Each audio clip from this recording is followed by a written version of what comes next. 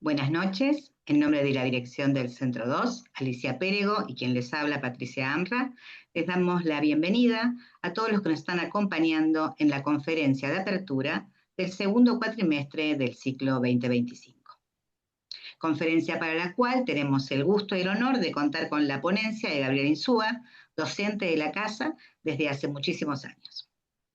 La conferencia del día de la fecha lleva por título La construcción del otro, su importancia radical en la adolescencia. Antes de darle la palabra a Gaby, quiero presentarla formalmente.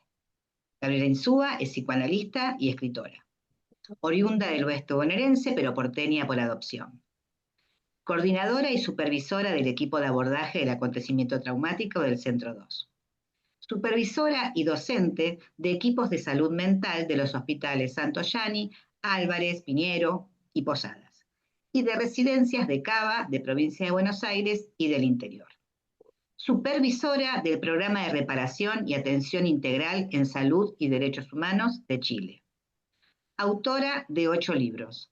El primero, Volver al método. El último, Cómo pudo despertarse con esa herida. Estados abatidos en la adolescencia. Y uno, de próxima publicación, Escribo cartas que no entrego, la soledad habla en transferencia.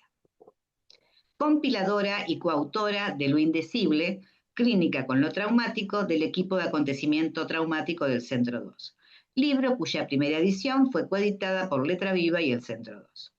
Conferencista invitada en el país y en el exterior en temas tales como psicoanálisis, clínica con lo traumático, adolescencia, feminismo, género, entre otros.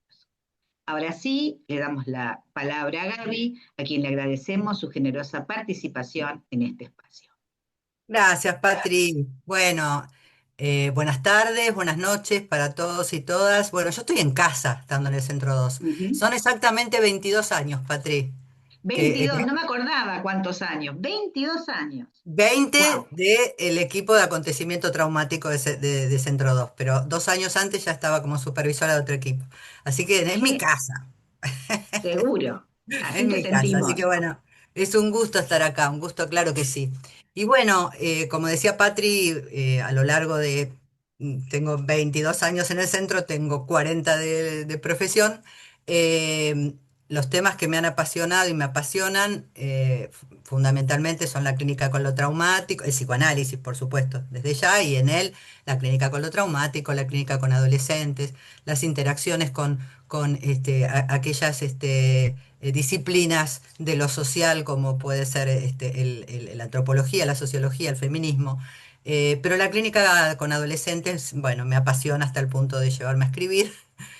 Y entonces cuando Patri me dice, bueno, este año, ¿qué conferencia tenés ganas de dar? Yo estoy laburando mucho, como decimos acá en la Argentina, en investigar lo que está pasando con las cuestiones sociales, la sociabilización entre adolescentes. Por eso también el libro que se va a publicar ahora tiene que ver con la soledad y demás.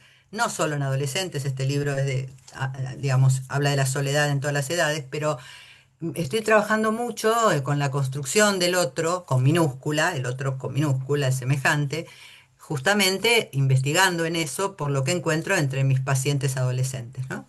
Que encuentro que traen, y en gran medida, en una enorme medida, cuestiones, dificultades de sociabilización, que las podemos llamar, si queremos tomar algún denominador que todos conocemos, podemos llamarla bullying, ¿ah? Segregación, violencia.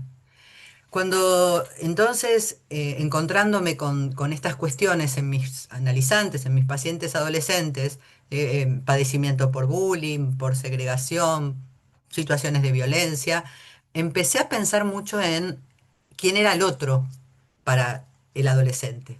¿No? El otro con minúscula, insisto, ¿no? Acordémonos que digamos, en la conceptualización lacaniana, el otro con mayúscula, el gran otro, es en todo caso el otro primordial, ¿no?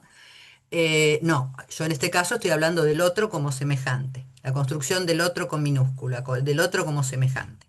Entonces empecé a investigar mucho en esto, en autores, a pensar, reflexionar sobre la práctica y a escuchar sobre todo a los pacientes. Bueno, lo que hoy armé como columna vertebral para dialogar con ustedes tiene que ver con esto. la construcción del otro y su importancia radical en la adolescencia. Comienzo con una frase de Hannah Arendt, que utilizo siempre que hablo de la construcción del otro. Decía Arendt, la muerte de la empatía humana es uno de los primeros y más reveladores signos de una cultura a punto de caer en la barbarie. Vaya si estamos en, no sé si la muerte, pero la declinación de la empatía humana. Si vamos a la definición de empatía en el diccionario, la empatía es la capacidad que tiene una persona de comprender las emociones y los sentimientos de los demás, basada en el reconocimiento del otro como similar, es decir, como un individuo similar con mente propia. Por eso es vital para la vida social. Además consiste, todo esto lo dice el diccionario, además consiste en entender a una persona desde su punto de vista en vez del propio, o en experimentar indirectamente los sentimientos y percepciones del otro. Este punto va a ser fundamental, este de entender a esa otra persona o escuchar a esa otra persona como distinto de mí. Me voy a ir acercando hasta llegar a quien mejor lo formuló para mí, que es un gran pensador y filósofo llamado Emmanuel Levinas. Me refiero al punto fundamental de que el otro es distinto a mí y desde ahí tengo que acercarme a conocerlo. No nos damos cuenta, pero en general, cuando en nuestras relaciones sociales, vinculares, de pareja, de hijos, hijas, y en realidad estamos siempre tratando de entender lo que le pasa al otro desde nosotros mismos. ¿Sí? Yo tengo una paciente que siempre dice, ay, pero dale, ¿cómo no puede pensar que tal cosa es tal cosa? Y no, el otro no puede pensarlo del mismo modo que vos. Lo pensará como diferente, a veces coincidirá, a veces no. Bueno, empecemos por ubicar, justamente hablando de la empatía, algo en relación a la época, porque no puede pensarse un sujeto por fuera de su tiempo. Estamos en una sociedad hiperconectada y sin embargo la soledad arrecia y la desconexión también. Y lo que va decayendo día a día es la empatía, es decir, esa posibilidad de comprender al otro, de fijarme en cuánto mis actitudes y mis reacciones afectan a un otro. Quien lo plantea a mi entender muy claramente es el filósofo Byung-Chul Han. Chul Han dice, el culto a la positividad, ¿qué es el culto a la positividad? Esto que pasa desde hace unas décadas, ¿no? O sea, tú puedes, la mejor persona que tiene frente la única persona que te valorará es la que tiene frente al espejo, ¿no? Bueno, una frase terrible de un comunicador que no es comunicador para mí, pero que lo pone en su graph en un programa que tiene, que dice algo así como, nadie puede hacerte infeliz sin tu consentimiento, una cosa terrible que puede asegurar todas las violencias y demás del mundo, ¿no? Pero bueno, este culto a la positividad, lo positivo, hay que ser positivo. El culto a la positividad, espérenme un cachito porque se me corrió, ahí está. El culto a la positividad aísla a los seres humanos, los vuelve egoístas y erosiona la empatía, dice Chulhan, porque la gente deja de interesarse por el sufrimiento de los demás. Cada cual se ocupa solo de sí mismo, de su propia felicidad y de su propio bienestar. El culto a la positividad en el régimen neoliberal mina la solidaridad de la sociedad.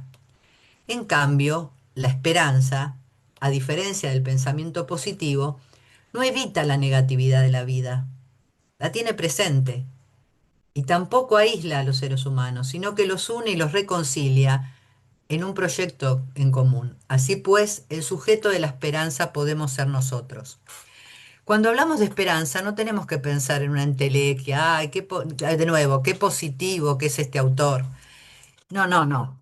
Hay otro autor que se llama Perlac que dice algo así como que la esperanza no es creer que todo va a salir bien, sino creer que tiene sentido hacerlo.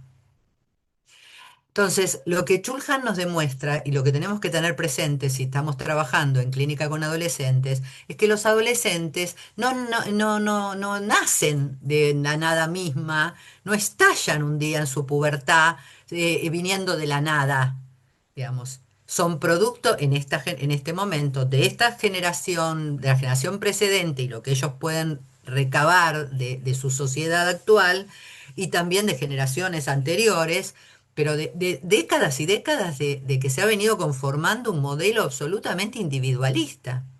Eso no quiere decir que no haya solidaridad y empatía, porque de hecho creo que aquí somos muchos y muchas países latinoamericanos seguramente, no solamente Argentina. Bueno, y vivimos en cada situación catastrófica, en cada situación de mucha complejidad. Entre la gente que peor lo está pasando, también lo vemos, digamos, cantidad de gestos solidarios, pero no podemos negar que el discurso hegemónico que maneja el modelo capitalista y neoliberal, que es el que la verdad rige al mundo, salvo excepciones, lo que intenta es justamente un individualismo a ultranza. ¿Ah? Yo tengo que, es la famosa meritocracia, ¿no? Bueno, llega el que la lucha, llega el que quiere, llega el que puede, y bueno, los demás en realidad en mi país en este momento también hay frases más terribles que esa, pero bueno, prefiero obviarlas, ¿no? Los demás, y bueno, cada uno se arreglará como puede. Los y las adolescentes están escuchando esto en su infancia, crecen en esto y también, digamos, juegan su adolescencia o viven su adolescencia en un sistema que se rige por estos parámetros. Entonces, no pensemos en los adolescentes, las adolescentes que de alguna manera, por ejemplo, cometen hechos de bullying como un hecho aislado de una sociedad, de ninguna manera. En esto que dice Chulhan, aplica muy bien un cuento de Kafka. Es un cuento terrible de Frank Kafka que se llama El artista del hambre. A lo mejor alguna lo leyó. Se los resumo. Eh, Es un hombre pobre que vivía en una ciudad donde el único modo de ganar su vida, el único modo que había encontrado, dado la pobreza extrema, era mostrarse frente a la gente en un teatro sin haber comido, en ayunas y cada vez más delgado. El artista del hambre. Es decir, la gente pasaba y lo miraba. ¡Ah! Mirá, qué flaco, no, mirá, mirá, mirá, mirá qué delgadez. Y así ganaba unos pesos y así vivía. O sea, mostrándose absolutamente sin comer y demás, conseguía el dinero para comer. Eh, Kafka relata que esto le permitía vivir, ganar su vida en términos de dinero, pero también, y esta es la maravilla de Kafka, Kafka ubica que también le permitía tener alguna mirada de interés del otro.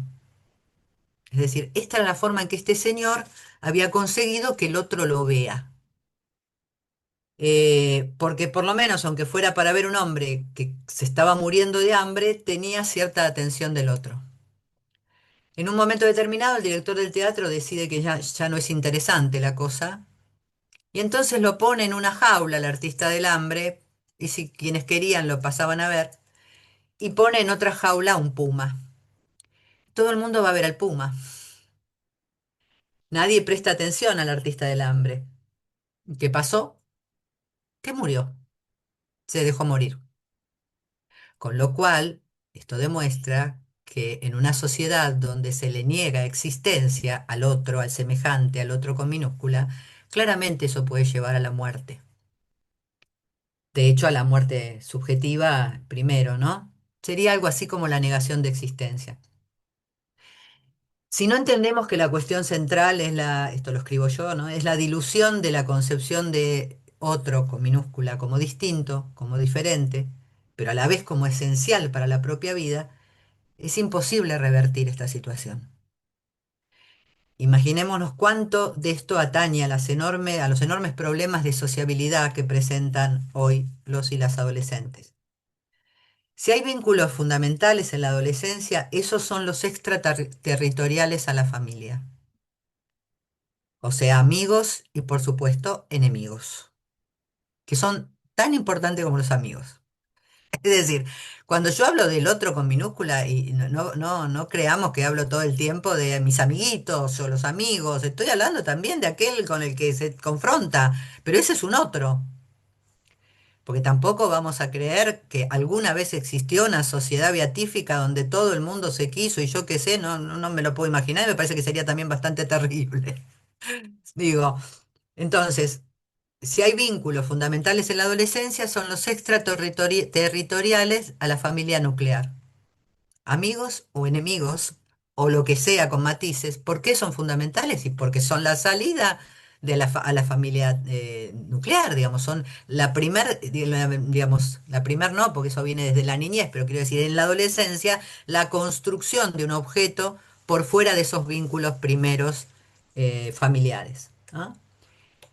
Vínculos amorosos, vínculos amistosos. Ubicar la importancia del otro con minúscula en la adolescencia, en tanto y en cuanto que en esta etapa lo afectivo, la mirada, la imagen que el otro nos devuelve tiene muchísima importancia. Y en ese sentido nada, una doc en este punto. Yo me encuentro muchas veces con que vienen, bueno, vienen a verme un papá y una mamá, o un papá, bueno, quien sea, un otro primordial del adolescente que me van a consultar, que se queja muchísimo de cuánto está, no sé, mirando todo el tiempo el adolescente su imagen, cuánto le importa cómo lo ven los otros. Aunque sabemos, como analistas, que tenemos que trabajar para que nos desprendamos de esa cosa de que la imagen frente al otro no sea tan importante, no obviemos, no olvidemos que la adolescencia es muy importante y que no hay nada de patológico en eso. No hay nada de sintomático en que un adolescente o un adolescente esté preocupado por cómo lo ven. Porque en realidad, y después creo que sí que algo les puse en relación al gran Winnicott y su idea de self, la imagen de sí mismo también se va transformando y se sigue construyendo en relación al otro semejante.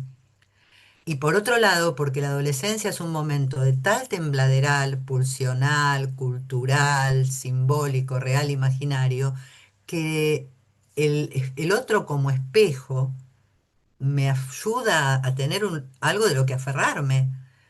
Entonces, no se trata de que imaginemos una adolescencia. Yo la otra vez me decía un adolescente que en una terapia que había hecho antes, le decían que él no podía estar de ninguna manera pendiente de lo que sus amigos pensaban de él. Y yo me quedé pensando de que le estaba hablando a alguien o le estaba pidiendo a alguien algo que más o menos tiene que ver con un fin de análisis, para decirlo de alguna manera. Y ni siquiera, porque no se trata tampoco de que cuando un análisis llega al fin o a por lo menos muy avanzado, a uno no le importa nada lo que piensen los otros. Pero bueno, sí es cierto que hay una dilución del fantasma que hace que uno ya no esté pendiente de eso. Pero en la adolescencia. Es decir, me parece que esa escucha está absolutamente obturada por frases cliché, por suposiciones muy dogmáticas, o no sé, o hasta por frases de autoayuda. Pero creo que tenemos que reparar como analistas en que el adolescente, el otro con minúscula y la imagen es muy importante. Entonces, pienso que no hay forma de intervenir en el malestar entre pares adolescentes que no sea hacer una lectura que en lo singular de cada caso incluya lo social, donde ubiquemos fundamentalmente quién es o qué es el otro con minúscula hoy en la sociedad y también en la sociedad en la que vive ese adolescente. Por eso en general quienes trabajamos con adolescentes tenemos mucho contacto con escuelas, ¿no? Con los lugares donde se desarrolla la vida de los adolescentes. Entonces, como les nombraba antes de Levinas, hablando de la concepción del otro y la construcción del otro, Emmanuel Levinas ha sido llamado el filósofo de la otredad, porque trabajó toda su vida, entre otras cosas, para conceptualizar quién es el otro con minúscula. Levinas nos advierte que el otro no es alguien a quien tengo que pensar como otro en comparación a mí, lo que les decía anteriormente, sino por el contrario, el otro es otro por ser diferente a mí. Si esto estuviera en nosotros, en nuestra construcción del otro, la vida sería mucho más fácil. Evidentemente, en nuestra construcción del otro esto no está tan presente, porque si no, poder pensar que el otro que me está escuchando tal vez no pueda leer o escuchar lo que le digo, de la manera que yo lo pienso, porque es otro y viceversa. Lacan tenía esa frase muy famosa, se hizo muy famosa de una cosa es lo que usted dice y otra cosa es lo que el otro escucha, ¿no? Justamente la otredad no es percibir al otro como igual, sino como diferente y acceder a él desde allí, no desde la comparación. La relación al otro, con minúscula, no es para Levinas una relación armónica ni idílica. Reconocernos como semejantes, reconocerlos como semejante a nosotros, pero distinto y a la vez exterior. Pero al mismo tiempo, Levinas dice algo que es fundamental y que como analista tendríamos que tener en cuenta siempre. No concibe al mundo sin el encuentro con un otro. Y es verdad. A ver, pensémoslo. Si al nacer, hay una frase muy linda de Eugène Lemoine que dice, si al nacer el bebé, sí, hablando, si el bebé no grita al nacer, cae, porque no hay otro que lo sostenga, ¿no? Es decir, ya desde el vamos de la vida, del inicio de la vida, ese otro que será otro con mayúscula, está bien, se constituirá en otro con mayúscula en el mejor de los casos, pero es un otro también. Es decir, no hay vida posible sin un otro. Ahora, ¿en qué sentido tomamos a ese otro? Si lo tomamos como alguien que tiene que corresponderse con lo que nosotros pensamos, no es un otro. Y Levinas dice, la relación con otro es una relación con un misterio. Si esto lo pudiéramos llevar a cabo, ¿no? Si no leyéramos todo lo que el otro dice y hace de acuerdo a nuestro fantasma y a nuestra neurosis, para decirlo de algún modo, ¿no? Eh, Él hablaba de que esta relación al otro como un misterio, como un distinto, era una relación ética, y yo creo que sí. Porque ¿qué sería una relación moral? No, no, tú debes pensar tal cosa, sería una relación moral. Esto entre amigos, amigas, ¿eh? O sea, una amiga que le cuenta a una otra amiga que, no sé, va a volver con el novio, ¿no? Cosas que escuchamos todos los días en los consultorios. Y la amiga que le dice, ¿cómo vas a volver con él? Bueno, es claro que desde ahí esa otra amiga, y no estoy hablando de un violento, de nada, no, sino esas conversaciones de... eh, obvio que esa otra persona a quien se le dice, ¿cómo vas a volver con él? O se somete a lo que la amiga dice o no escucha más nada. Porque ahí hay una posición moral de esa amiga. Posición ética sería saber, ¿y por qué vas a volver? Pero a ver, ¿pero qué te pasa? Y sobre todo, la amiga pobre no tiene por qué ser tan cuidadosa, pero nosotros y nosotras como analistas, sí, ¿no? En lugar de alguna manera de sancionar en algún lugar que no, no debería hacer nada. ¿Qué le pasa a ese otro? Em, La construcción del otro no tiene nada que ver tampoco, y la empatía de la que hablábamos un rato, no tiene que ver con la caridad. Es decir, no se trata de pretenderse caritativo en la relación al otro o pretender que los adolescentes sean caritativos. No, empatía no es caridad. Empatía es una suerte de conexión con ese otro, pero sabiendo lo diferente. Em, bueno, justamente no tenemos que pensar en el otro en estos términos de caridad y demás, y tampoco en términos de lo que hoy se nos piensa, a todos y todas, y sobre todo a los adolescentes, se nos piensa como usuarios, usuarios o usuarias, ¿no? Usuarios del algoritmo, usuarias de las redes, usuarios o usuarias de los juegos en los que juegan los pibes. El otro al que adolescente se dirige tiene que ver con el otro que ha construido en sus primeros tiempos de la subjetividad. Y a esto quiero ir.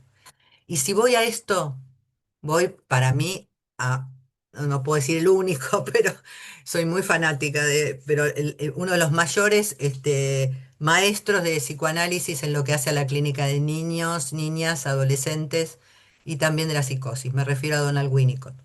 ¿M? Digamos, es decir, nosotros y nosotras como analistas de adolescentes. Tenemos que pensar qué construcción del otro ha donado esa familia o ha instalado esa familia en el psiquismo, en la subjetividad del adolescente, y también qué puso él, ¿no? En esa subjetividad. Cada vez que digo esto me acuerdo, y Patri la conoció muchísimo, me acuerdo de la querida Olga Pilnik, que también fue docente de aquí, ya fallecida, alguien muy, muy querido por mí, y por mucha gente, que siempre cada vez que uno puntualizaba esto, bueno, lo que ha recibido el niño adolescente del otro, decía, sí, sí, y además lo que puso él, lo nuevo que puso él, y es así también. Es decir, ¿qué construcción del otro me donó el otro con mayúscula? Padre, madre, familia, todo lo demás, y también lo que fue armando el niño, niña y adolescente, sumándole esa construcción. Tenemos que ir ahí. Cuando nos traen esos grandes líos terribles, algunos muy crueles, de bullying, segregación, dificultades de sociabilización, tenemos que ir ahí. Digamos, ¿qué otro se construyó desde lo familiar y qué otro construyó el sujeto? Les hablaba de Winnicott y de los primeros tiempos de la subjetividad.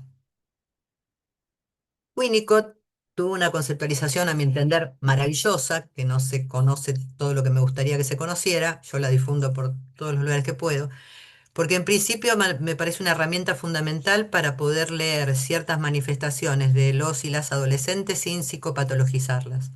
Por ejemplo, las manifestaciones de la despersonalizaciones, desrealizaciones, que son sumamente frecuentes en las adolescencias y de ninguna manera implican siempre una cuestión psicótica.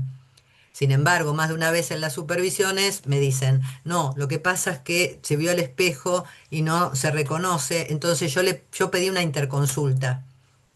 Y yo digo, no podemos esperar para la interconsulta, es decir, a ver, ¿por qué necesariamente una despersonalización sería una cuestión psicótica? No, no necesariamente. Es más, muy frecuentemente no lo es. Y así como eso, otras cuestiones con el cuerpo, como son los llamados trastornos de la alimentación tan frecuentes en la adolescencia, ¿sí? Montones de cuestiones que pasan en el cuerpo que si tomamos este concepto que les digo de Winnicott, para mí se clarifica. Me refiero al concepto de self, ¿sí? El self en Winnicott no es el yo, digamos, aunque su traducción podría ser esto. El self es la percepción de mí mismo como bebé, digamos, el bebé, la percepción de sí mismo que arma el bebé en esa relación al otro primordial, ¿sí? La percepción, es decir, cómo se consigue percibir en esos primeros tramos de la subjetividad a partir de la relación con el otro.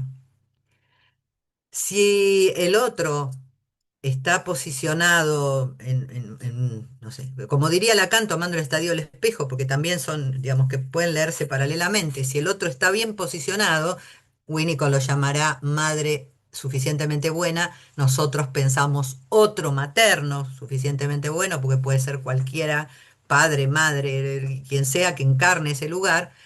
Pero es que es suficientemente bueno, tampoco es que sea maravillosa, es alguien que pueda sostener el lugar de en términos lacanianos, bañar con su deseo a ese bebé, ¿no? Tampoco con un deseo beatífico, sino con ese bebé le hace causa, ese bebé le hace falta. Bueno, si eso ocurre, la percepción de sí mismo que se va armando el bebé será un verdadero self, lo llama Winnicott. Si eso no ocurre, y por muchas cuestiones, y de ninguna manera se trata de que se haga lo que se hacía anteriormente, cuando me crié en el psicoanálisis tantas veces, que es culpabilizar a la madre, por ejemplo, de un niño o una niña con alguna dificultad del orden del autismo, digamos, de ninguna manera se trata de eso. Se trata de que pueden pasar muchas cosas en esos primeros tiempos, ¿sí? Puede haber un otro materno que no consiga conectar, digamos, con ese bebé, y también puede ser que ese otro materno de repente tenga un duelo, haya una separación, una muerte de alguien amado, algo que la conmociona profundamente, y entonces no va a poder poner esa mirada del mejor modo posible en ese bebé. Si esto ocurre en primerísimos tiempos de la vida, Winnicott va a decir que tal vez sobrevengan subjetividades, lo estoy diciendo en términos de cómo hablamos hoy, ¿no? Él diría, digamos, en todo caso, bueno, casos más graves, ¿no? Pero subjetividades de mayor complejidad. Ahora bien, se va armando esa percepción de sí. Si se altera por todas estas cosas que decimos, y tal vez se altera no en el inicio mismo de la vida, sino en un tiempo más de primera infancia, el self que se va armando, él lo llama un falso self. Es decir, se va a armar digamos, una percepción de sí mismo frágil y muchísimas veces como ortopédica, falsa, sobreadaptada, digamos, ¿no? Entonces después en la adolescencia eso va a estallar. Porque si la percepción de mí misma, incluyendo mi cuerpo, incluyendo mi imagen, es frágil o tiene serias dificultades, y puede ser que en la infancia más o menos se contenga, pero con el estallido puberal y con la adolescencia se fragmenta esa imagen o se complica, digamos, esa imagen. Y ahí tendremos todos los fenómenos que hablamos hace un rato. Y ustedes me pueden decir, ¿qué tiene que ver con esto con la construcción del otro? Es que esto tiene todo que ver, porque el niño toma verdadera, digamos, después de este encuentro con el otro primordial, comienza a tomar cada vez más fortaleza esa percepción de sí mismo en contacto con el otro, con minúscula en contacto con el otro con minúscula, que empieza a ser ese otro materno, porque al principio, recuerden que ahí nos ponemos freudianos, al principio yo no es una cosa tan fácil. Al principio, digamos, la teta es el bebé también, a medida que la va reconociendo como distinta, y a los otros, ¿sí? A los otros del núcleo familiar, digamos que, bueno, las familias son muy diversas, ¿no? Tomemos lo más tradicional para al padre, a los hermanos, a quien sea, esos otros, ¿no? Digamos, siguen construyendo ese self. No hay verdadero self sin ese otro. Em, ¿Se acuerdan que Winnicott hablaba de lo transicional? Es decir, que en esos primeros tiempos de la constitución subjetiva era fundamental que se armara un entre, ¿no? Dos, entre el otro y el bebé. Y también así en los distintos vínculos que va armando, espacios transicionales, ¿no? Puedo perder al objeto madre, pero ahora, ¿no? Porque en este espacio transicional que armé puedo jugar su ausencia y al mismo tiempo me aparece otro objeto y así. Y por otro lado, no olvidemos que la transferencia es un espacio transicional. El sentido del originario del fenómeno transicional se ubica, bueno, en los primeros actos, ¿no? Decíamos, del bebé que pasa del cuerpo propio, del self, al objeto ajeno. Empieza a registrar la ajenidad. El oso de peluche, la manta acogedora, bueno, son ejemplos de las primeras posesiones, ¿no? Que involucran la capacidad creadora del niño, pero que le otorgan significado, y también para eso ayuda el otro materno que esté allí, ¿no? Pero por otro lado va a haber otros objetos que tienen más que ver con las figuras familiares y demás, o las figuras de los pares en el jardín, ¿no? Winnicott describe el objeto transicional y dice, si es cierto que el objeto transicional y los fenómenos transicionales están en la base misma del simbolismo, creo que podemos sostener con derecho que estos fenómenos marcan el origen en la vida del bebé y del niño de una tercera zona de existencia. Tercera zona que, según creo, ha sido difícil acomodar dentro de la teoría psicoanalítica. Vaya si es así, la cual tuvo que edificarse en forma gradual según el método de la ciencia, que es el de poner piedra sobre piedra. Ahí le tiró un palo a los psicoanálisis, psicoanalistas más ortodoxos. Pero a lo que voy es a lo de la tercera zona. Para que haya un otro con minúscula, tiene que haber una tercera zona. Recuerden que al otro materno y el bebé, Winnicott lo llamaba, tomando lo de Middleton, pareja de crianza. Bueno, tercera zona es esa que se arma por fuera de esa pareja de crianza, ese hábitat construido, primero entre el bebé y el otro, pero después en el afuera. Eh, Bien, en ese mirarse en el otro, ¿no? Que Winnicott señala tanto, en ese primer encuentro con el rostro del otro materno, o en esos primeros encuentros, tendrá tanto que ver ese encuentro con el armado de la imagen de sí, y ese armado tiene todo que ver con la posterior construcción de un otro con minúscula. Bien. La propia identidad, luego del primer encuentro de la pareja de crianza, se sigue construyendo en ese encuentro con el otro, con minúscula. encuentro que al mismo tiempo es construcción de la propia subjetividad. Pero aparte en esto, creo que solamente con ser observadores nos podemos dar cuenta, ¿no? A ver, cuando un niño o niña de primera infancia empieza a ir al jardín de infantes, ¿no? A las guarderías, ¿qué se suele decir después de unas semanas, unos meses, ¿no? ¡Ay, cuántas cosas aprendió! ¡Ay, cuánto más independiente está! ¿Cuánto va madurando? Y eso no es un invento, eso es así. Es decir, el otro con minúscula es fundamental para la estructuración de la subjetividad de la primera infancia, y para la adolescencia también, pero bueno, para esos primeros tiempos, sin lugar a dudas. Ahora, ese self que se armó y esa construcción del otro con minúscula va a tener que ver con la construcción que esa madre y ese padre tienen del otro. Y eso ahora lo voy a tratar de ejemplificar un poco con un par de ejemplos, pero creo que lo vamos pescando, ¿no? ¿Qué le transmito yo a mi hijo, niño, niña, en la infancia y en la adolescencia acerca del otro? Bien. Winnicott tiene otro artículo maravilloso que se llama El desarrollo de la capacidad de preocuparse por el otro, con minúscula. Lo tengo que aclarar porque nos movemos con terminologías que nos pueden confundir. El desarrollo de la capacidad de preocuparse por el otro, con minúscula, artículo de 1962. Winnicott dice, queremos conocer la teología de la preocupación. ¿Entienden? La preocupación tiene que ver con la empatía. O sea, queremos conocer la etiología de la preocupación, el punto exacto de su aparición dentro del proceso del desarrollo del niño. ¿Por qué algunos individuos no logran afirmar su capacidad de preocuparse? ¿O cómo se pierde el sentimiento de preocupación si se había parcialmente afianzado? ¿Qué les pasa a algunos adolescentes que no pueden sentir ningún tipo de empatía por el otro? En la vida imaginativa global del individuo, dice Winnicott, el tema de la preocupación plantea cuestiones aún más amplias. La capacidad de preocuparse está detrás de todo juego y trabajo constructivo. Es propio de la vida sana y normal y merece la atención del psicoanalista.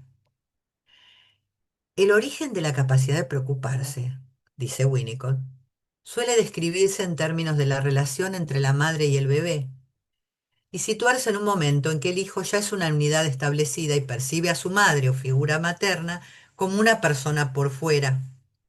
Este avance pertenece especialmente al periodo de relación donde ya la madre de la primera infancia. La capacidad de preocuparse es, pues, siguiente a unos complejos procesos de maduración cuya efectivización depende de que se preste un cuidado suficientemente bueno al bebé y al niño.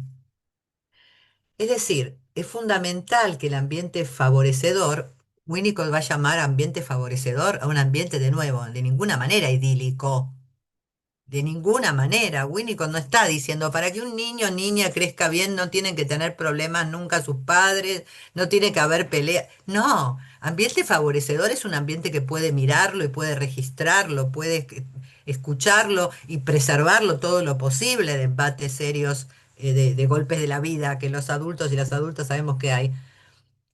Es decir, ese es fundamental que ambiente favorecedor haya tenido el niño para que pueda hacer lugar a otro semejante para generar en él en un futuro un ambiente favorecedor. Vuelvo a Winnicott. Eh, el bebé empieza a relacionarse a sí mismo con objetos que presentan cada vez menos el carácter de fenómenos subjetivos y cada vez más el de elementos percibidos objetivamente como distintos de mí. Ha empezado a establecer en su self una unidad que está contenida físicamente dentro de la envoltura corporal de la piel y está integrada psíquicamente. En la psiquis del hijo, la madre se ha convertido en una imagen coherente a la que se le puede aplicar un término de objeto total. Y después empezarán a aparecer los objetos parciales. La capacidad de preocuparse es una cuestión de salud. Una capacidad que, una vez establecida, ustedes fíjense que la nombra como capacidad, al preocuparse por otro. al poder preocuparse por otro, la nombra capacidad.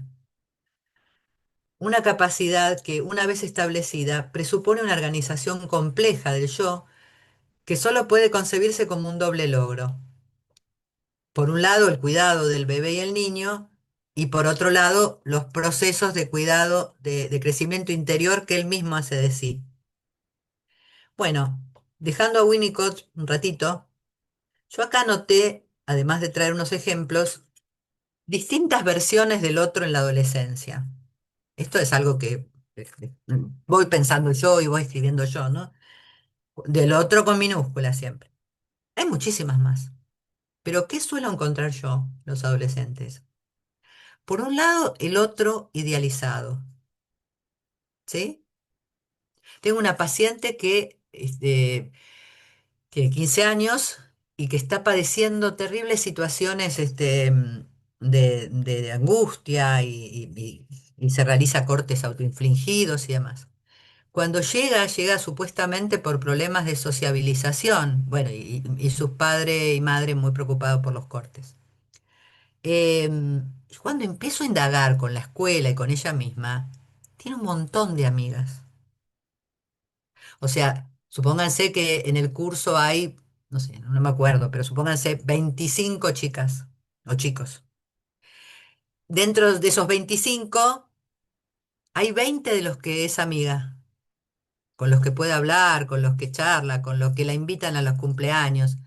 Sin embargo, hay 5 que la excluyen y a ella solo le importan esos 5. Son los divinos, ¿no?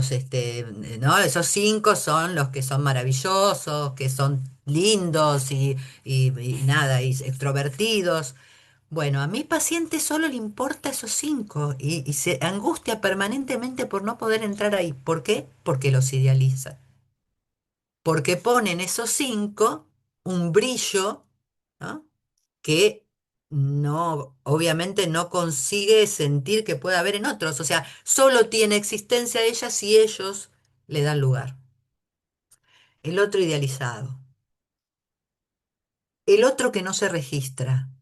Al revés, y después les voy a traer algún ejemplo. El bullying no es siempre una agresión,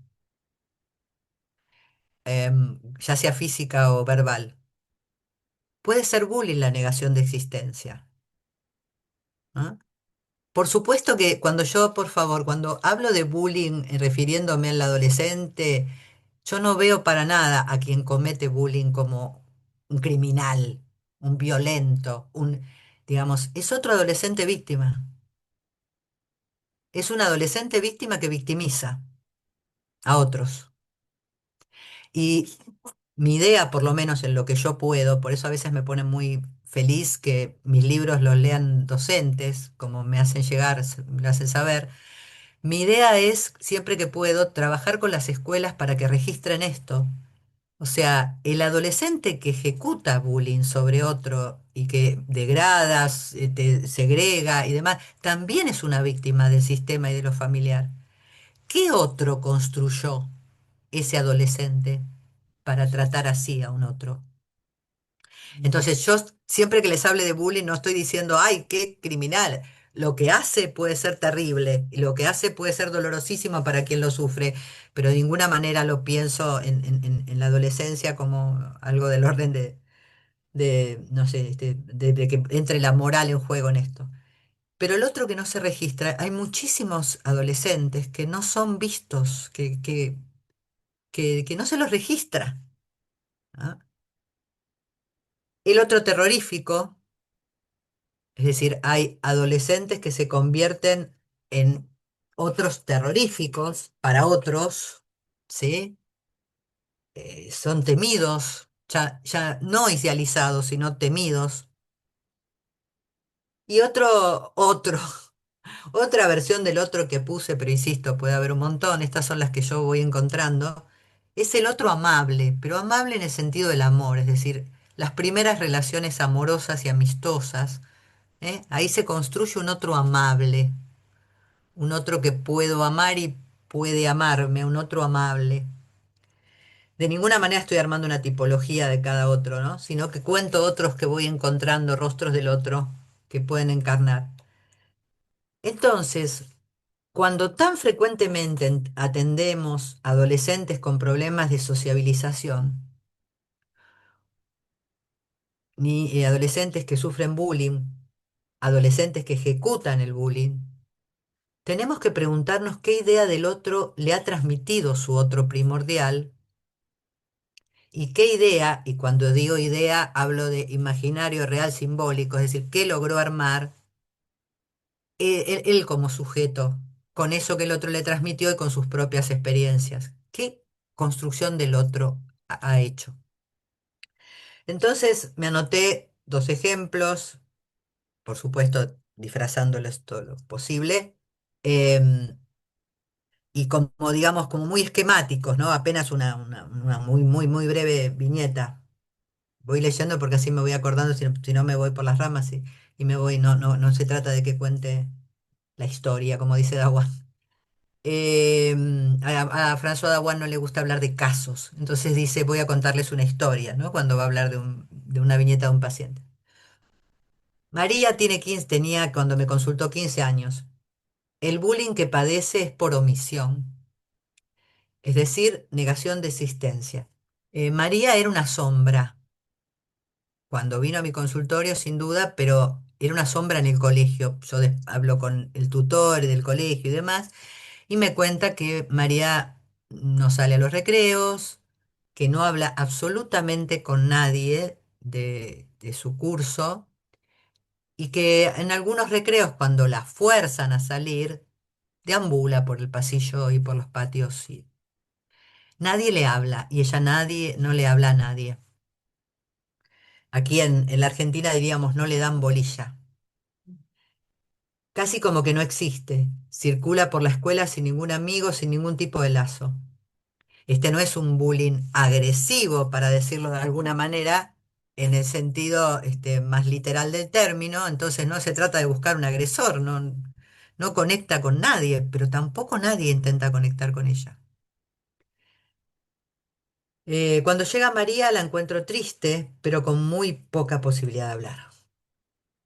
Pasan muchas sesiones, pasan muchas entrevistas, luego sesiones, y vamos construyendo ese espacio transicional de la transferencia.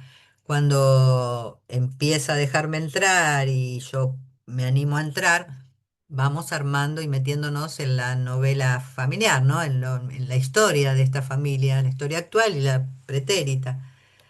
Y allí me encuentro preguntándole a María, ¿no? ¿Y cómo son y los fines de semana cómo son en tu casa?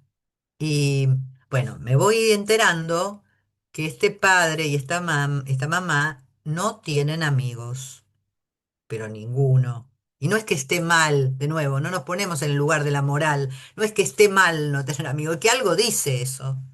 Ninguno, un compañero de trabajo, un amigo, tampoco venían a visitar primas, primos, no sé, no había, o sea, eran ellos cuatro, con otro hermano, cuatro y nada más. Padre y madre muy, muy exigentes, y cuando los entrevisto, porque los entrevisto, me encuentro con una gran cuota de soberbia. Es decir, uno podría pensar, claro, uno lo piensa desde uno, ¿no? De vuelta. Uno podría pensar, che, pero están como re solos, ¿no?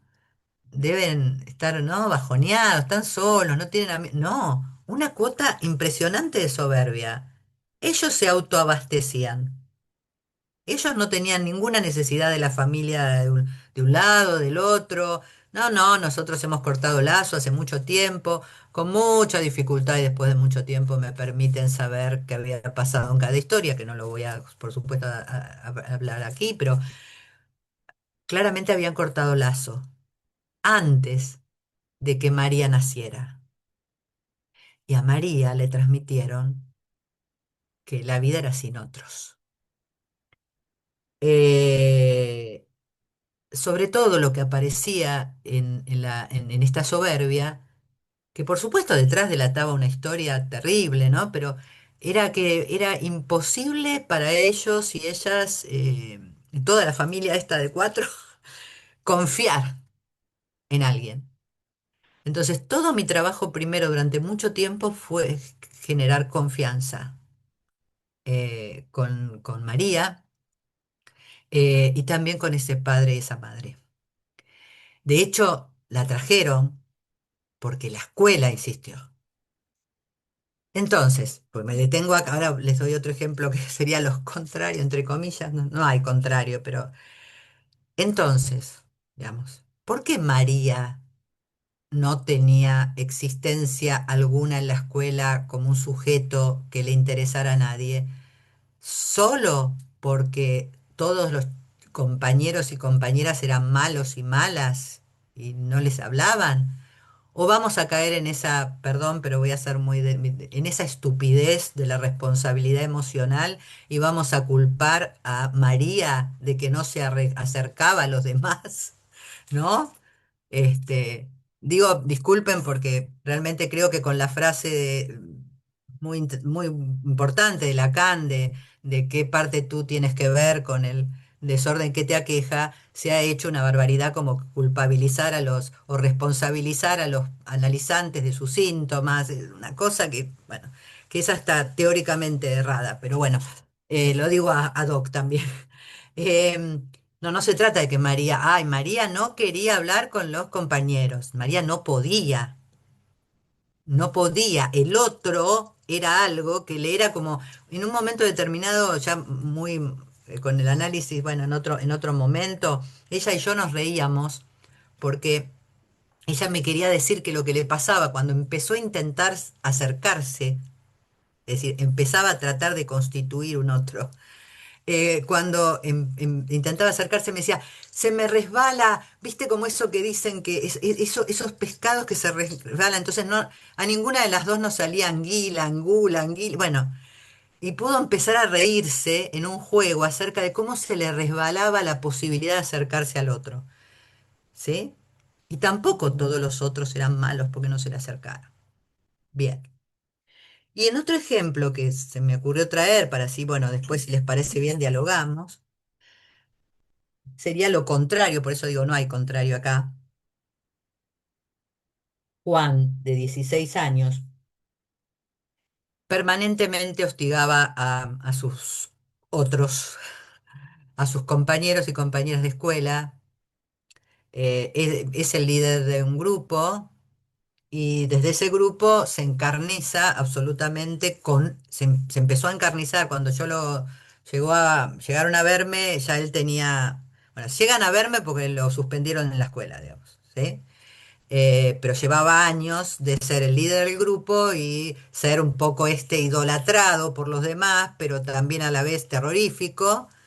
Y a su vez él se había encarnizado especialmente con un compañero, con un compañero creo que con un self bastante frágil, al que degradaba psicológicamente permanentemente, con insultos, con bromas, con... Bueno, como les digo, me llega luego de una suspensión en el colegio. A diferencia del caso anterior, Juan es sumamente verborrágico. Es más, parece que no puede parar de hablar. Cuando hablamos del por qué está en este espacio, por qué había venido, por qué lo habían traído, mejor dicho, y lo que venía pasando en el colegio, se ríe, y bueno, y casi inmediatamente, si no recuerdo mal, comienza a hablar de este chico al que ataca, el que tiene, en Argentina decimos lo tiene de punto, ¿no? Como, digamos, permanentemente era con él. Lo empiezo a escuchar y cuando me doy cuenta de que ahí hay algo, sesiones al posteriores también le sigo hablando de ese chico, la furia que le producía a este pibe, que en realidad era un pibe absolutamente tímido, apocado, que no se defendía. Entonces comienzo a ver en ese chico características que de este chico le disparan tanta furia. Le muestro que este chico, por alguna razón, le toca algo que él no soporta. a que algo le pasa a él con ese chico. Entonces, de la sonrisa, de mirá cómo lo jodo, mirá cómo lo molesto, mirá cómo lo... Yo le empiezo a mostrar las características del, que me cuenta del chico y le digo, algo a vos te molesta a vos de esto. ¿A mí qué? A mí no me importa nada, ¿qué me importa? No, yo no lo soporto. Bueno, cuando empiezo a trabajar el armado familiar, me encuentro con que él, dentro de la familia, más o menos podría decir que era el chico bulineado. Es decir, me encuentro con un padre absolutamente agresivo, verbalmente y psicológicamente. Me encuentro con una familia agresiva entre sí profundamente, que por supuesto, digamos, traen a su hijo como si su hijo fuera él agresivo. Nada, dejo acá esto, pero me parece muy importante ubicar varias cosas. Primero, en lo que hace a los tremendos situaciones de bullying, puedo contar cantidad de mis pacientes y lo que escucho en supervisión. O sea, nosotros vamos a atender obviamente a un adolescente, a un paciente, pero claramente el otro social, la escuela, tiene que, digamos, pensar y trabajar con las dos víctimas o las varias víctimas. Es decir, aquel que es denigrado, lastimado y demás, y aquel que ejerce esa acción. Si no, nunca se va a terminar esto. Si creemos que el ofensor en la adolescencia, digamos, sí, es un psicópata de nacimiento, como hace un tiempo escuché, lamentablemente me preocupa tanto que en los medios de divulgación masiva se hable de esa manera, una psiquiatra forense que dijo que se había, que es erróneo y es mentira, esto no es verdad, que se había ubicado que la psicopatía era genética. Entonces, listo. Si un adolescente tiene conductas psicopáticas, bueno, listo, es genético, dopémoslo, tratemos de que esté toda la vida adormecido porque no hay, ¿no? Yo creo profundamente que para poder desarmar algo, primero que como sociedad nos tenemos que cuestionar cómo hablamos, cómo nos dirigimos, y yo sé que parezco terriblemente utópica porque estamos en un momento en mi país y en el mundo y en nuestra Latinoamérica en que lamentablemente se dicen de todo de todos y la ofensa es lo que está todo el tiempo en la boca de la gente. Entonces, ¿cómo podemos creer que nuestros adolescentes no entrarían dentro de esa lógica? ¿Ah? Bueno, pero además, si se trata de bullying, hay que trabajar con quien lo sufre y hay que trabajar con quien lo ejecuta. Si tenemos de paciente a quien lo sufre y lo padece, obvio que la idea es ir entonces a esa construcción del otro. Y si tenemos a quien lo ejecuta, lo mismo, a esa construcción del otro familiar para poder intentar mostrarle al adolescente y acompañarlo al adolescente a ver que eso que le transmitieron y eso que armó, en realidad tiene que ver con lo que vivió esa mamá, ese papá, y con una historia y con una y ahí algo se va soltando de la consistencia. Si trabajamos con quien lo ejerce, lo mismo. Miren, les voy a contar para ir cerrando y si te parece, Patri, damos lugar a las preguntas. Ok, les cuento algo que me pasó hace muchos años. Hoy en ese momento él tenía la edad de mi hijo mayor y debían ser 7 años, la edad de mi hijo mayor en ese momento, que tiene 34 ahora, así que debía tener 8 años más o menos, así que miren los años que le digo. Y traen a este muchachito porque, sí, 9 años, no paraba en la escuela, lastimaba, golpeaba, se había roto la boca contra una pared, todo el tiempo insultaba a los compañeros, ta, ta, ta. Bueno, empiezo a trabajar con él, muy difícil, era de esos chicos que realmente te abren la puerta del consultorio, se te escapan, salen, bueno. Yo empecé a seguirlo dentro de lo que podía y con límites, por supuesto. La puerta del departamento no se abría, digo, por mi orden, ¿no? Pero bueno, pero sí lo dejaba moverse para ver hacia dónde iba. Y en toda esa búsqueda también fui buscando en la familia y bueno, encontré un montón de cosas que no voy a decir en este lugar. Pero Lo que pasó un día fue nodal para lo que siguió. De él decían lo peor. Digamos, un familiar suyo que entrevisté en un momento porque era muy difícil, bueno, lo tuve que entrevistar, me dijo, es un pequeño Robledo Puch, ¿no? Que es, para quienes no son de este país, un asesino serial de hace muchísimos años, preso aún. Y era el peor, era terrible, era un psicópata para él, ¿no? Bueno, yo venía laburando con él, le venía laburando con él. Un día en el consultorio se acerca a mi escritorio y toma una tijera, ¿no? Una tijera de las de escuela, digamos, que no es que tienen el borde. Era la tijera que yo tenía también para jugar, digamos, si algún chico quería, una tijera de esas de escolares. Bueno, la agarra y empieza a jugar con la tijera de una manera, complicada. Entonces lo miro y le digo, vos no querés hacer eso, ¿querés hacer eso? Mirá, mirá lo que hago, mirá lo que hago. Mirá. En un momento determinado, le agarro la manito y cuando le agarro la manito, él hace así y me lastima. Pero me lastima en tal peor lugar como es la yema del dedo, que sangra muchísimo, ¿no? Entonces empecé a sangrar profusamente. Bueno, llamé a la señora que trabajaba en casa, le pedí por favor que se quedara un minuto con él, que yo me iba a poner algo. Bueno, se los hago corta, no alcanzó con eso. Tuvieron que venir de la emergencia y ponerme una gotita. Con eso les digo todo. Bueno, pero más allá de eso, vuelvo de intentar ponerme una curita con el dedo así, y le digo a la señora, llámeme por favor. Lo miro, estaba pálido, lívido, y lloraba y me decía, te lastimé, te lastimé, te lastimé, ¿qué te hice? Le lastimé, soy una porquería. Y se empezaba a pegar. Como pude, lo agarré con la otra mano y que de ninguna manera, y que no era una porquería, y que no era... Bueno, pero lo que quiero digamos, decirles es que en ese momento él tuvo registro, digamos, ¿eh? Y ustedes me pueden decir, ¿y por qué no tenía registro de lo que le hacía a sus otros? Bueno, veníamos laburando algo del registro, si no, esto no se hubiera producido. Pero esa crisis de angustia que le provocó, digamos, hablaba de un derrumbe del pibe de poder salir de ese lugar que estaba sosteniendo. Ese lugar que sostenía era el lugar de un pibe terrible que no tenía arreglo y que se iba a manejar con los otros siempre tratando de dominar. Bueno, yo dejo acá y me gustaría saber qué les parece o qué tienen ganas de comentar. Patri, si te parece. Me parece bárbaro.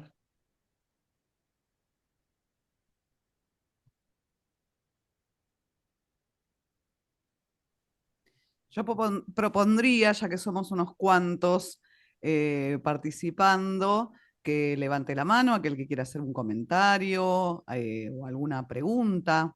¿Te parece, Gaby? Sí, por supuesto que sí.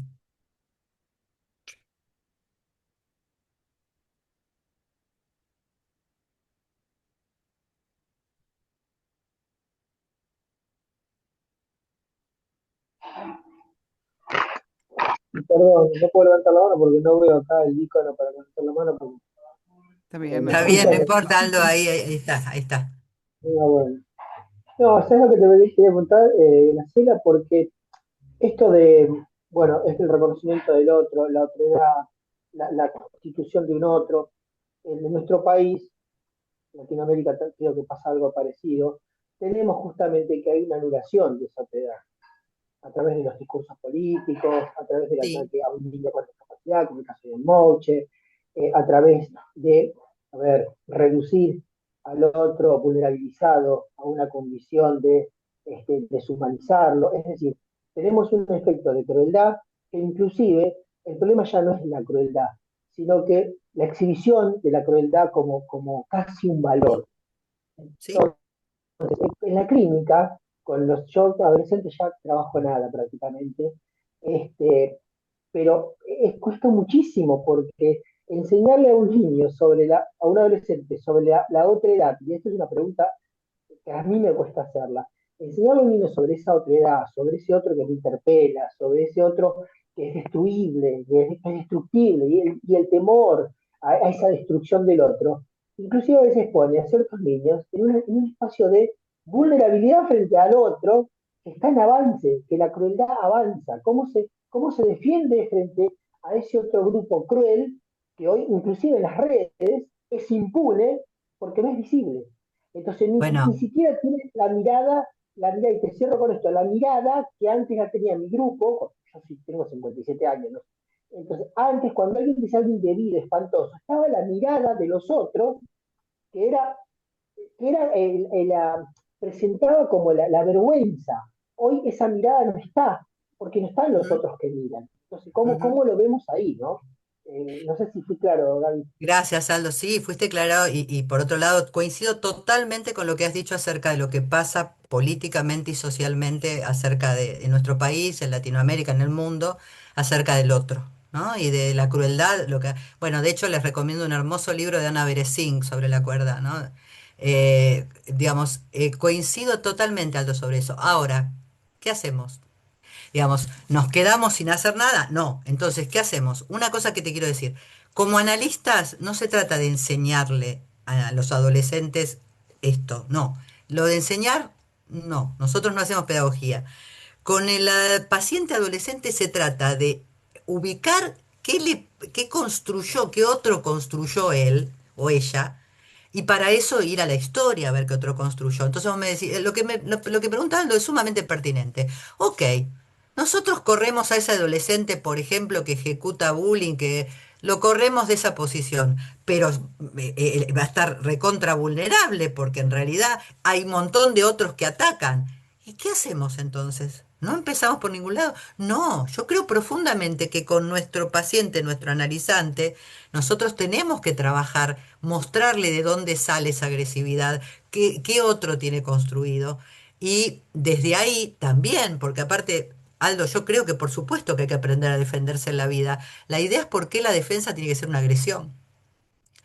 Otra cosa que yo acompaño mucho a mis pacientes, y como yo, seguramente ustedes también, con la importancia fundamental que tienen las redes sociales para los y las adolescentes, y eso no hay que negarlo ni convertirnos en una especie de antiguayas que no, que todo tiempo pasado fue mejor, no, como decía Spinetta, mañana es mejor.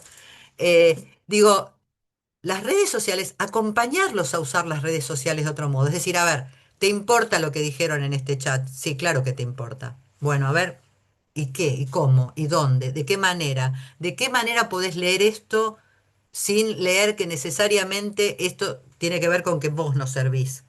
Es decir, de ninguna manera sacar. Yo tengo una madre, por ejemplo, que lo que había hecho, viralizar una imagen de su hija, ¿no? Que su hija le mandó un novio, no una imagen hot, pero era una imagen, digamos, amorosa y erótica. Quiero decir, no estaba desnuda, no a ese nivel, pobrecita, porque hubiera sido muy tremendo, más avasallante de su intimidad, pero igualmente lo fue. Realizaron en el colegio. De esto tengo cantidad de casos, ¿no? Bueno, tal cual. La madre me decía, no, le saqué el celular. No, no es eso. No, no es por ahí. O sea, si la chica no quiere verlo porque por lo mal que está todo bien. Pero no es le saqué el celular, le cierro las redes, no utilice más eso. No, no, es acompañarla con todo el dolor y lo tremendo. Insisto, tengo un montón de historias terribles, de situaciones de viralizaciones de situaciones íntimas o lo que fuera. Es acompañarlos a saber hacer con eso. Pero lo que dice Aldo es cierto. Bueno, estamos en un mundo en que la crueldad impera. Sí. Ahora, yo como analista no puedo ponerme a refrendar eso, sino que tengo que laburar para ver qué otro tiene construido ese o esa a quien puedo acompañar. Gracias, Aldo. No, no, a vos, gracias. Hola, perdón, yo también tenía una duda. ¿Cómo están? Hola, Lucía. No prendo la cámara porque se me traba porque tengo problemas con el Wi-Fi. No hay problema.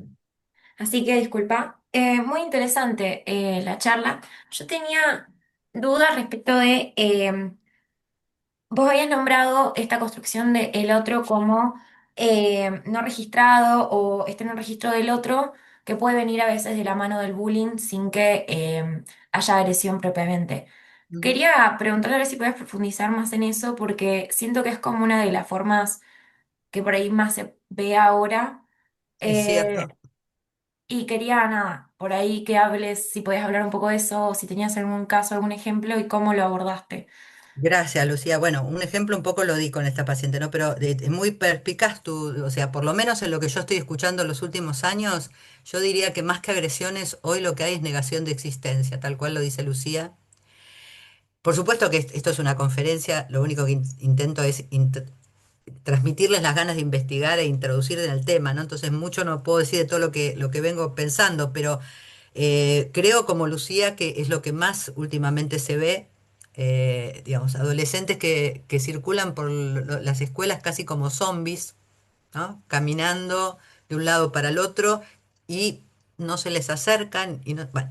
Entonces, ¿qué hacer, Lucía? Bueno, de nuevo, lo mismo que le decía Aldo, ¿no? En lo macro, y la verdad que tendría que cambiar la manera en que le negamos existencia al otro, porque también cuando, bueno, voy a ser muy concreta y voy a decir algo que está pasando en mi país, ¿no? Cuando se veta una ley de emergencia de discapacidad, se le está negando existencia a la gente, digamos, pero eso por un lado, pero en lo macro de lo micro, para decirlo así, si somos analistas que trabajamos con una analizante o una paciente o un paciente que circula sin ningún contacto con otros en la escuela, además de laburar con ella qué construcción del otro tiene y con su familia, además laburar con la escuela para que arme espacios, encuentros con ese grupo de ese curso, pero no espacios moralizantes, no espacios donde le dicen a los chicos, ustedes tienen que hablar con su compañerita, porque les aseguro que esto me pasó una vez, que yo, digamos, me comuniqué con una escuela y después lo que recibí fue que la mamá de mi paciente me contó que reunieron a todo el resto del curso sin ella, le negaron existencia a ella también la escuela, y empezaron a decirle, ay, no le hagan eso a fulanita. Bueno, terrible. De lo que hablo es que la escuela pueda, la escuela como otro ámbito, un club, pueda acompañar, o sea, pueda transmitir, pero a través de movimientos interesantes para los adolescentes, ideas acerca de qué está pasando con no poder ver a quienes tenemos alrededor. Miren, a ver, lo que pasó en este momento en el país con el streaming del CONICET, ¿sí? Cantidad y cantidad de adolescentes conectados. ¿Por qué? Porque la forma en que lo transmitieron es una forma que para los adolescentes es una forma de vida, digamos. El streaming, lo visual. ¿Qué quiero decir? Que en ese sentido las instituciones tienen que acompañar a que se registre a sus alumnos a través de modos dinámicos, no moralizantes y sí creativos de poder pensar qué nos pasa con los otros, ¿no? Pero yo coincido con vos, Lucía. Creo que hoy la segregación que más sufren los adolescentes es la negación de existencia. Ujú. Sí, además siento que como que sucede también al interior de sus propias familias muchas veces, y ahí también podemos pensarlo como que transmite el otro. Eh, y también me resonaba mucho con un poco todo lo que veníamos hablando, con lo que Leishman plantea en relación a la construcción del sujeto ético, Sí. también en esa línea. Me hacía acordar un montón. Me nombró a Silvia Bleichman, me voy a tener que parar. Exactamente, Lucía, tal cual. No sé, digamos, si no lo leyeron, gracias Lucía por la referencia, si no lo leyeron, por favor lean de la construcción del sujeto ético de Silvia Bleichmar. Silvia fue, digamos, para mí una maestra absoluta que realmente, digamos, vivió un psicoanálisis profundamente con perspectiva social y sí, Lucía, Silvia todo el tiempo hablaba de esto, pero ¿sabes qué? Además, ¿saben qué?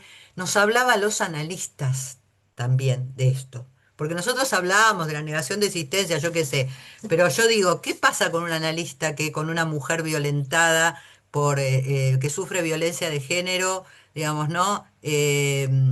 No le cree. ¿O qué pasa con un analista que una mujer que sufre violencia de género le fantasmatiza el horror y habla de ella solo en términos de qué goce habrá allí, ¿no? Entonces, Silvia Bleichman de la construcción del sujeto ético dice justamente que una de las barbaridades, creo que dice, que ha cometido, atrocidades que ha cometido el psicoanálisis es confundir eh, abstinencia con indiferencia, ¿sí? Entonces a un paciente también le podemos negar existencia si vamos por el goce oscuro que tiene en no sé qué lugar cuando fue apaleada por un hombre que es su marido, o que es su pareja, no sé, o quien sea. Digo, así que sí, gracias Lucía por esa referencia. Sí, a mí también me resuena muchísimo por ahí. Ujú. Y no dejen de leer ese, bueno, todo lo de Silvia, pues, monumental. Gracias a vos. Por favor.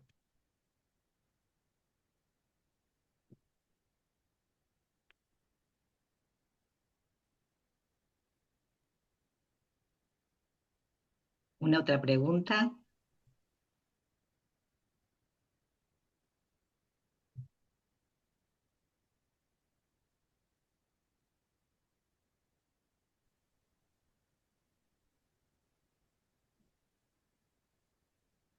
Yo quería hacer una pregunta. Hola Camila. ¿Y qué tal, Gabriela? Buenas noches. Pensaba un poco en el tema que siempre me hace bastante pregunta del abordaje con los padres, ¿no? Como eh, en muchas situaciones, por lo menos a mí en lo particular me pasó que sentía que un poco venían a depositar, ¿no? al chico para resolver el problema. Sí. Eh, y que había una dificultad ahí en el entender que no era un camino lineal, ¿no? El del análisis, que a veces había que soportar junto con el chico, ¿no? El malestar que estaba atravesando. Eh, y bueno, entonces la pregunta un poco es como, ¿cómo se encara el abordaje en situaciones que a veces son realmente como muy complejas, ¿no? Y muy angustiantes para los padres también. Ujú. Para mí, Camila, y a todos y todas, yo te diría que lo más difícil en la clínica con adolescentes es el trabajo con padre y madre o con sus otros primordiales, no tanto con los adolescentes. ¿Por qué?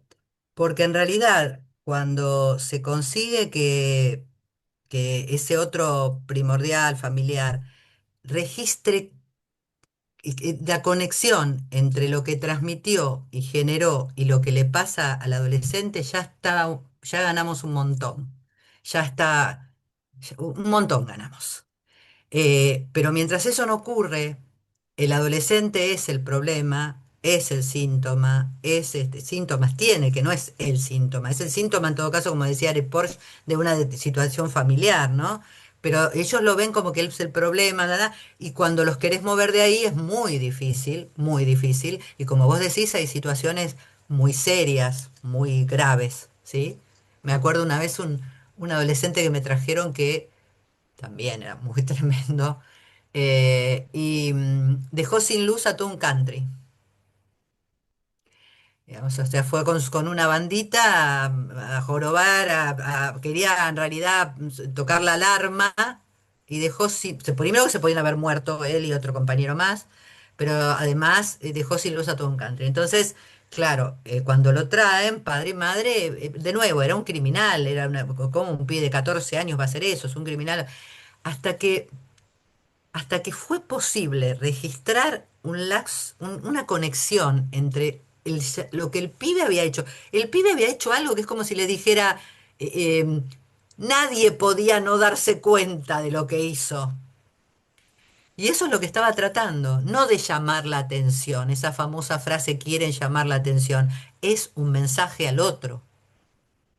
Entonces, Camila, yo lo que encuentro en general, sí, claro que encuentro padres y madres angustiados y ahí se trabaja y bueno, será más o menos difícil, pero lo que más me cuesta es que puedan salir de esa posición de el problema lo tiene él o ella. Cuando se consigue, y yo ahí siempre digo que el laburo es trabajar con padre y madre para generarle la pregunta acerca de su propia adolescencia, a generarle la pregunta acerca de lo que ellos vivieron y depositaron. Si se consigue armar una mínima pregunta, ahí todo puede andar. En cambio, no digo que sea imposible, pero Cuando padre, madre o el referente primordial de un adolescente de los primeros años, sobre todo 14, 13, 14, 15 años, si es refractario absolutamente al análisis, hay que seguir laburando con el adolescente, obvio, pero la verdad que es muy difícil. Y yo creo que muchos padres y madres son refractarios porque no soportan la angustia de ese link con lo que a ellos transmitieron. ¿Mm? Gracias. Muchas gracias. Bueno, no sé si ya. No, por Y ya. favor. Hola. Si estoy saludando gente que veo por ahí. Bueno, si no hay ninguna otra pregunta, agradecemos mucho a No, les Gaby. agradezco a ustedes. Sí, muy, Gracias, muy buena Gaby. conferencia. Muchísimas, muchísimas gracias. Gracias, Muchas Gabriela. gracias Muchas a gracias. todos y todas. Gracias, Como Gaby. digo Un siempre, placer. una conferencia es un instar a que investiguen y ponerse en movimiento, nada más, pero pregúntense por las construcciones del otro de sus pacientes. Lo Beso Muy lograste, lo bueno. grande. lograste. Gracias, Hasta muchas luego. Gracias. gracias. Chao. Chao, chao, hasta Chao. luego. Chao. Muchas gracias.